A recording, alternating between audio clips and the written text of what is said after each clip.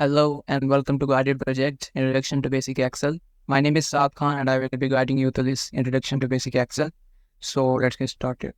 Microsoft Excel is a powerful and widely used application for data entry and analysis. With Excel, you can create charts, graphs, formulas, and perform complete capitalized accounting. Welcome to Excel.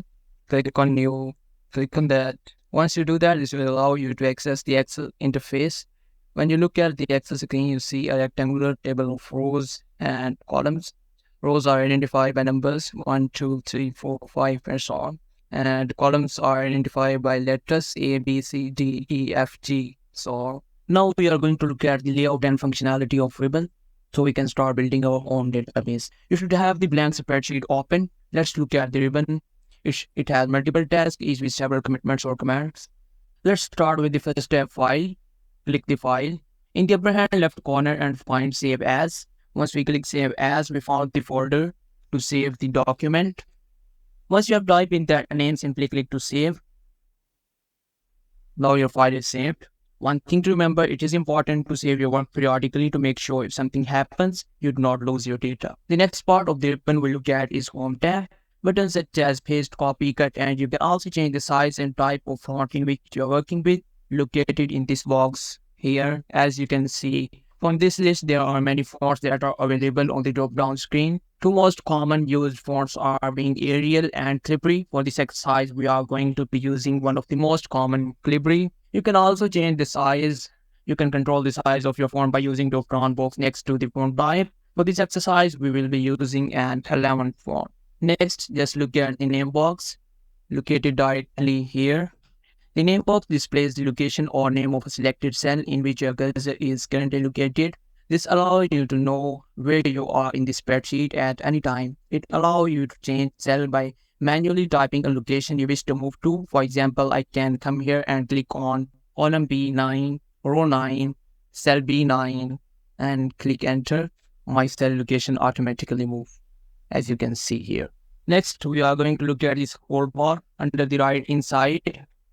This scroll bar allows you to up and down or side to side it. Finally, we want to look at the worksheet themselves. It's listed at the bottom of the spreadsheet in the front. The default of the worksheet is sheet 1. Next to that, you will see a plus sign.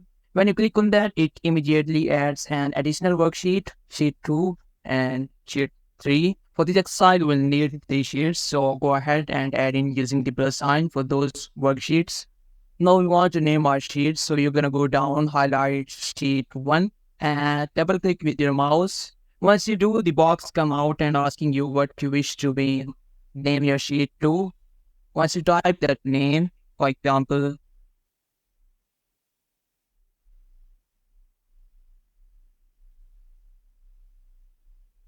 click OK. Now we begin to enter our data into our workbook to have all the information located. So let's get started.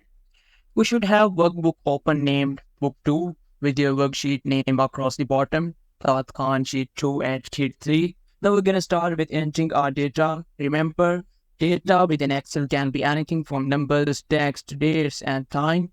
Let's start with getting our data entry. One of the first key we like to talk about is tab key. The tab key is located on the left-hand side of your keyboard. Tab allows you to move from one cell immediately to the right of that cell, as seen here. It allows you that you are able to go reverse if necessary, simply by hitting Shift and Tab key exact at the same time, as you can see here. The next one is the Enter key. Enter allows you to move down in a vertical pattern from one row to the next row, as seen here. The next way, you can also back up using the same Shift and Enter as seen here. And then finally, you have your arrow keys. The arrow keys allow you to move and alter actions. For example, your down Enter key will allow you to move down. Your right arrow key will move you to the right. Your up arrow key will move you up. And your left arrow key will move you to left.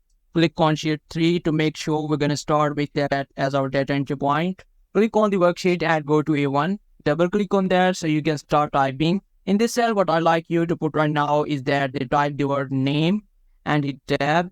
Next, we are going to do boxes, hit tab. Next, we are going to do date of move, date of move, and hit tab.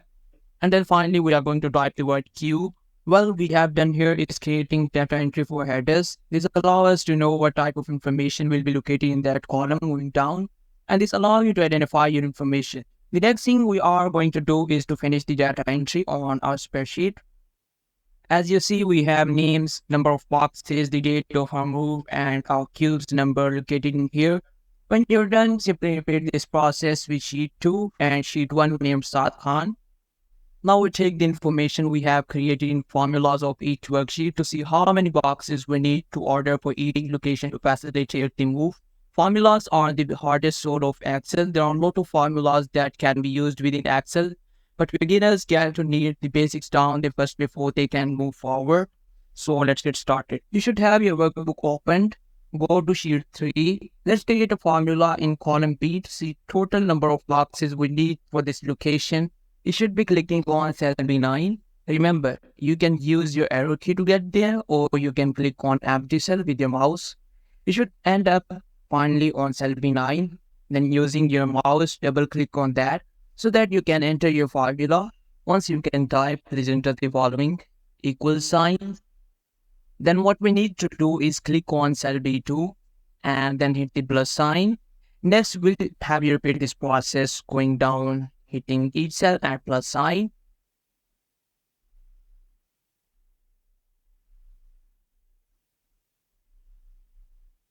So all of them are included in your formula. Once you have all cells included, the last step, instead of plus sign, go ahead and hit enter.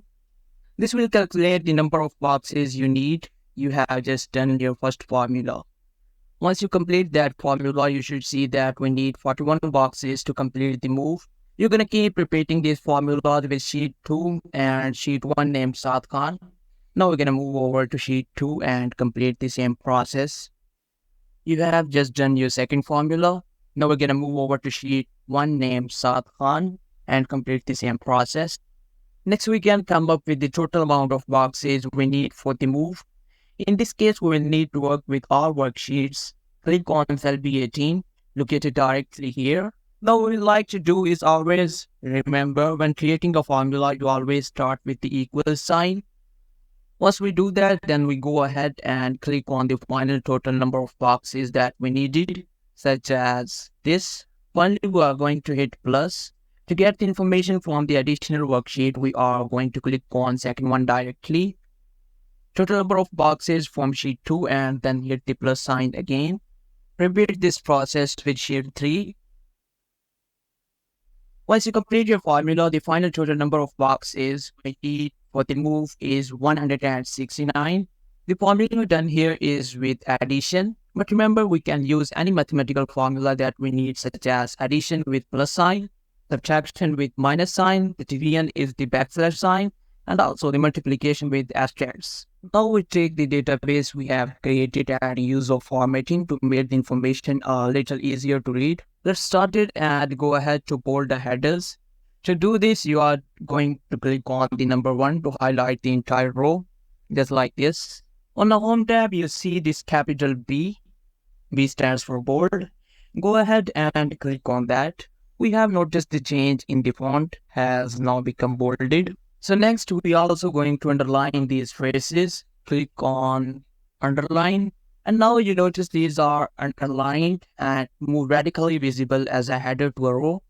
Next, we are going to highlight the entire spreadsheet by clicking up here in this corner.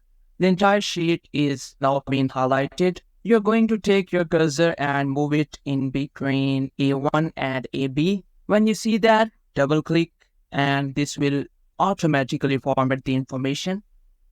The next step to make things a little easier to read is add borders. So in this case, click on A1, hold the left button to the mouse, drag it completely over to the last column. We have the data, just like this. And all the way down to last column and row, we have all the informations. Once we do that, go back up to the ribbon, click on that. In this case, we are going to provide our borders, and now the borders are completely taken into.